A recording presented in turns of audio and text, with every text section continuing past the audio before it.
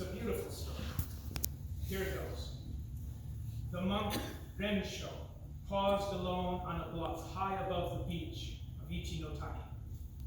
The harsh tang of salt filled his nostrils as he watched the autumn sun fall slowly to the horizon. The wind blew chill. He could hear the faint churning of a tide far below. It was hard to believe that this peaceful coast was the scene of such a bloody battle just a few years ago. But there was no mistake. This was the very place where he and his comrades staged their dawn attack, climbing secretly down the sharp slope and driving their foes to their boats. Of course, he was not a monk then, and his name was not Rensho. In those days, he was Kumagai no Jiro Naozane, a Minamoto warrior greatly feared by his enemies, the Taira clan. But after Ichi-no-Tani, he'd had enough of war, for in that battle his quick hands had taken the life of a Taira warrior named Atsumori, who was surely no older than his own son. As he gazed at the innocent face on the severed head in his hands, he had wept at the ultimate futility of his violent life. Turning to the healing grace of Buddha, he vowed to spend the rest of his life praying for Atsumori's soul. Twilight deepened as Rensho bowed his head in prayer. Today was the anniversary of Atsumori's death. As he closed his eyes in meditation, he heard the sweet sound of a flute floating on the breeze. The music entered him deeply. It seemed to weave itself into the holy words he recited. Raising his head, Rensho saw a group of reed cutters on their way home from the fields. One of them held a flute.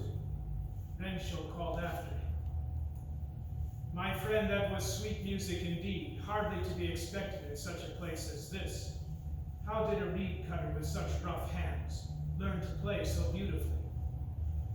The reed cutter looked back in sharp rebuke as his companions went on their way. Is music to be found only in His Majesty's court or the houses of the rich? What is a flute, if not a hollow reed? And who better to play one than a reed cutter?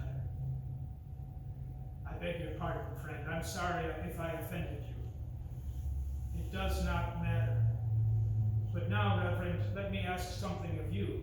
Please chant with me a prayer of redemption for those who perished here. Astonished by this unexpected request, Rensho quickly agreed. The two men knelt with hands together in supplication to Amida Buddha, Lord of the Western Paradise. The first faint stars appeared over the water as they finished their prayers. Overcome by curiosity, Rensho asked the name of his new companion. It does not matter, he replied. Consider me a friend of Atsumori, a name I'm sure you've heard. Please know that your countless prayers on his behalf have greatly eased his torment. Stay now and continue your devotions.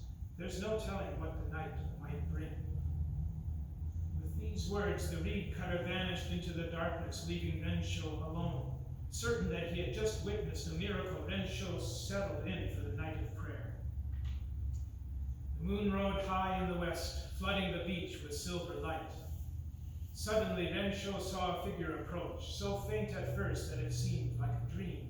A warrior in full armor strode upon the beach, coming swiftly as if blown by the wind. Rensho shivered as the warrior spoke. Your faithful prayers have been answered, good monk. The ghost of Atsumori stands before you. I have come to settle with an enemy who is now my friend. Let us recall that fateful day when you and I met and perform our penance together.